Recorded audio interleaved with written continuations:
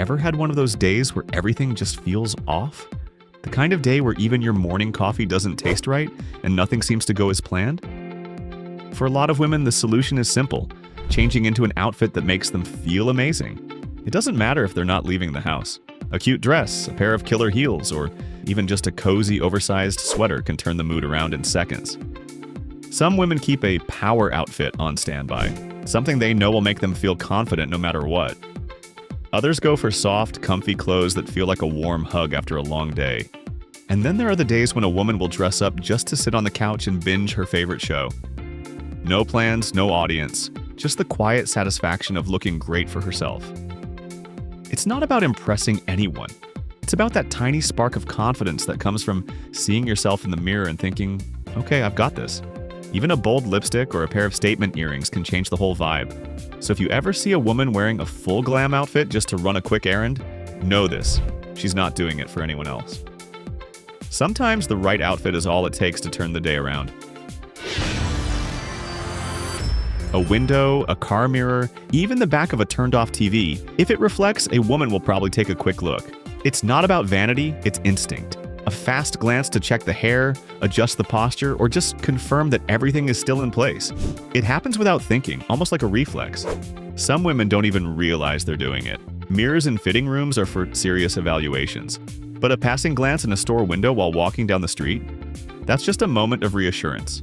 Some women even do it while holding their phones, pretending to check notifications, but actually using the black screen as a makeshift mirror. And let's not forget restaurant silverware. A spoon might not be the best reflection, but sometimes it's all you've got. There's also a little secret no one admits. If a woman catches herself looking unexpectedly good in a reflection, her whole day gets a boost. That's why sometimes she'll slow down just a little when passing a shop window. Not for attention, just to enjoy the moment of knowing she looks great. There are two types of shopping: the planned, responsible kind, and the spontaneous, emotionally fueled kind. And when a woman really wants something, but knows she doesn't need it, there's a magic phrase that justifies everything: I deserve this. It could be a scented candle, a pair of shoes, or an overpriced coffee that she could have made at home. Sometimes it's something completely impractical, like a sparkly top for an event that doesn't exist yet. But logic doesn't matter at that moment. What matters is that she's had a tough week, or she hit a small milestone, or honestly, just because. Retail therapy isn't a myth. It's a very real experience. The excitement of holding a shopping bag, the satisfaction of unboxing a delivery, it all adds up to a little moment of happiness. And sure, maybe she'll regret spending the money later, but in that moment, it feels like self-care. That's why even if the closet is full and the shelves are stacked, there's always room for one more justified purchase. Before she even knows his last name, she's already searching for his zodiac sign. It's not that she believes in astrology all the time, but when feelings are involved. That's when the zodiac suddenly seems very important. If he's a Scorpio, she's wondering if he's mysterious or just emotionally unavailable. A Gemini? She's mentally preparing for chaos. A Capricorn? Good potential, but is he too serious? And if he happens to be the wrong sign? Well, now she's Googling compatibility charts, looking for a loophole that says maybe it could still work. Some women take it a step further and check the moon and rising signs. Because what if his sun sign isn't a deal breaker, but his birth chart reveals something unacceptable? Of course, no one actually ends a crush over astrology, right? But deep down, once the sign is known, the judgment is made. And if the stars don't align, the disappointment is real, even if she swears she doesn't believe in this stuff. She's never met him. She probably never will. But when her longtime celebrity crush announces he's engaged, it still stings. It's not jealousy exactly. It's more like a weird, unexpected heartbreak over something that was never even possible. Maybe it's an actor she's loved since middle school, a musician she swore she'd marry one day, or a heartthrob from an old TV show.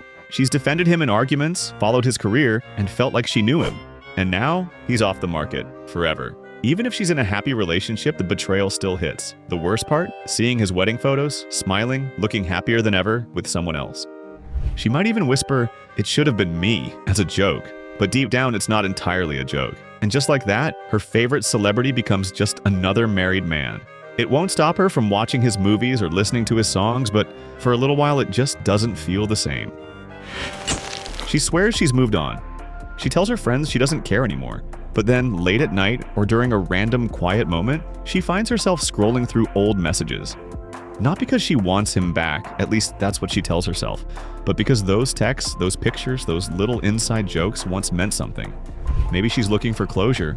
Maybe she's trying to remind herself why it ended. Or maybe, just for a second, she wants to feel what she felt back then. Some messages make her smile, others make her cringe, and a few still sting. And the photos? She zooms in on the details. The way they laughed together, the places they went, the moments that felt like forever. Eventually, she locks her phone, promising herself that was the last time. But deep down, she knows she might do it again. Not because she's stuck in the past, but because even when people leave, the memories don't just disappear. The moment she makes the plans, she's excited. A fun night out, a brunch with friends, maybe even a trip. She's already picturing the outfit, the conversations, the Instagram-worthy moments. But then, as the day gets closer, something shifts. Suddenly, the idea of getting ready, leaving the house, and socializing feels exhausting. She wonders why she agreed in the first place. The couch looks way too inviting, and she starts calculating whether she can cancel without seeming rude. She considers sending a not feeling great text or blaming unexpected work, but she also knows she'll feel guilty if she bails. So she forces herself to go, and most of the time, she actually enjoys it. She laughs, she has a great time, and by the end of the night, she's glad she didn't cancel. But the cycle repeats, excited at first, regretful later, and somehow always forgetting that in the end, it's usually worth it. When she's out, she eats carefully. Small bites, napkin at the ready, never letting sauce drip down her chin. If it's something messy like a burger or wings, she'll either avoid it or eat it so delicately that it barely feels satisfying. In public, food is an aesthetic. But at home, that's when the real feast begins. A pizza slice folded in half, chips straight from the bag, and oversized bites that would be considered unacceptable in public. If she's eating noodles, she's slurping. If it's tacos, the filling is falling everywhere. And if she's really comfortable, the hair goes up, the oversized t-shirt comes out, and she's fully embracing the chaos. The funniest part?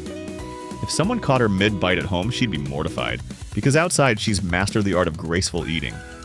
But inside, it's a whole different story. She doesn't have time to rewatch the whole series, but her favorite couple? Their scenes deserve a revisit. Maybe it's that slow-burn romance that took seasons to happen, or the one perfect moment that made her believe in love again. Either way, she's skipping straight to the good parts. She already knows the lines by heart. She's felt the heartbreak, the tension, the buildup 100 times. And yet she still reacts like it's the first time. She smiles at the stolen glances, gasps at the dramatic confessions, and even holds her breath before that kiss. Sometimes she goes down a full rabbit hole, searching for fan edits, reading old interviews about their chemistry, even looking up deleted scenes. And if the show had a disappointing ending, that's fine. In her world, the couple still lives happily ever after, because when a love story is that good, it never really gets old. She wasn't planning to stop. She had places to be, things to do. But then she sees the animal. A cat stretching lazily on a sidewalk, a dog sitting outside a coffee shop, a tiny bird hopping too close to her feet. And suddenly, everything else can wait. Her voice automatically goes into a softer, higher pitch. "Hi, sweetie, who's a good boy?" She crouches down, reaches out a cautious hand, and hopes for a little acknowledgement. If the animal reacts, even just a slight tail wag or a curious stare, her heart melts instantly. For the next few minutes, she's in her own world. She's already imagined taking this little creature home, giving it a name, and spoiling it with treats. If it's a cat that ignores her? No problem, she'll try again. If it's a dog that follows her for a few steps, best moment of her week. And if the owner sees her and laughs, she doesn't care. Because in that short interaction, she and the animal shared something, even if it was just for a second. The bathroom turns into a courtroom, a debate stage, or even a full-on revenge movie. The argument never actually happened. Or maybe it did, but she didn't say what she should have. Either way, the shower is where she finally gets it right. She reenacts past fights, making her points sharper, her comebacks stronger. If it was an argument with a friend, she imagines dropping a line so powerful it would leave them speechless. If it was a conversation with an ex, she rewrites history. This time she's the one walking away first. And if it's something that hasn't even happened yet? Well, she's just getting ready. Preparing for every possible angle, every possible outcome. The best part? She always wins. She walks out of the bathroom feeling victorious, as if the imaginary battle actually counted. But the moment she steps back into reality, she knows the truth. She'll probably never say any of it. But if the situation does come up again, at least she's rehearsed. There's a universal truth about bras. Once you find the one, you're not letting it go. It's not about laziness, it's about comfort. The perfect bra is rare, and once a woman finds it, she's wearing it until the very last possible moment. Laundry schedule? Irrelevant. She'll wash it when she absolutely has to. But the second she gets home, that thing is coming off. No hesitation, no delay. Sometimes it's off before the shoes. Sometimes it happens in a single, swift motion, reaching under a hoodie, unhooking it, and pulling it out like a magician's trick. There's no feeling quite like it. A deep breath, shoulders dropping, instant relaxation. If she has to go out again later, it's a tough decision. Put it back on or embrace the freedom. And on rare occasions when she forgets to take it off, that's how you know she was really exhausted. She can feel it building, the sting behind her eyes, the lump in her throat. But now is not the time. She's in public, at work, with friends, or just anywhere that's not her own space. She blinks fast, takes a deep breath, tilts her head back, and convinces herself to hold it together. It's not about being tough. It's just that crying in front of people feels too exposed, too vulnerable. She doesn't want the "are you okay" questions, the concerned looks, the awkward attempts to comfort her. So she waits. She waits until she's in her car, in the shower, or curled up in bed. And then, she lets go. Sometimes it's silent tears. Other times it's a full-on ugly cry. Either way, it's a relief. No audience, no judgment, just a moment to feel everything without having to explain why. And the next day, she'll act like it never happened, because the world only sees the version of her that keeps it together. The rest? That's just for her. She rolls her eyes when she gets a compliment, says, "Ugh, stop," when someone hypes her up, pretends she doesn't care when people notice her outfit, her hair, her new perfume. But inside, she loves it. It's not about being full of herself, it's just nice to be noticed. When she walks into a room and someone does a double take, feels good. When she posts a picture and gets a flood of likes, feels even better.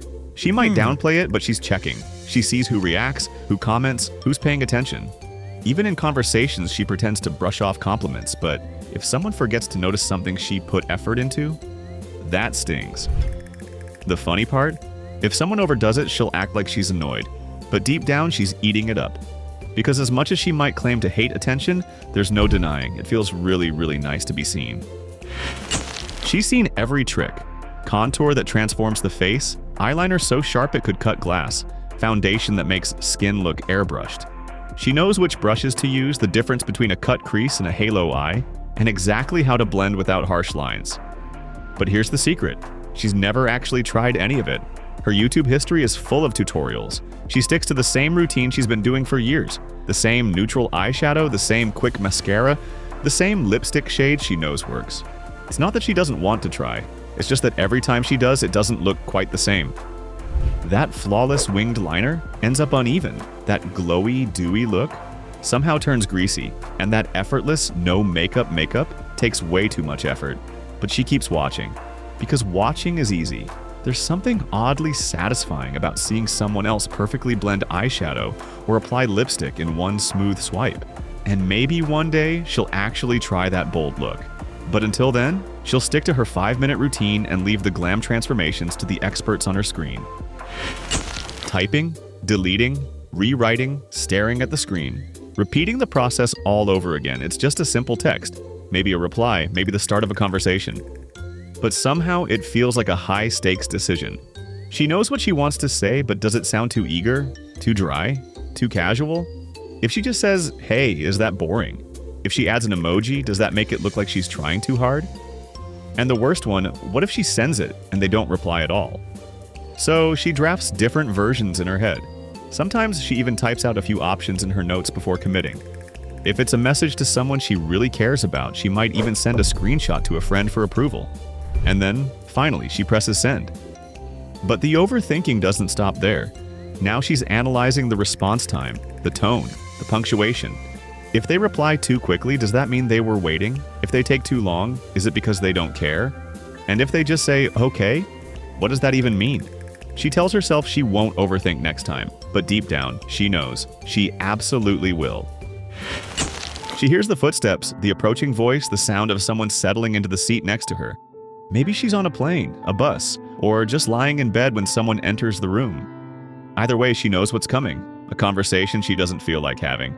And so she does what needs to be done. She shuts her eyes, slows her breathing, and commits to the act. No sudden movements, no twitching. If she's wearing headphones, she'll keep them in, even if no music is playing, just for the illusion of deep, undisturbed rest.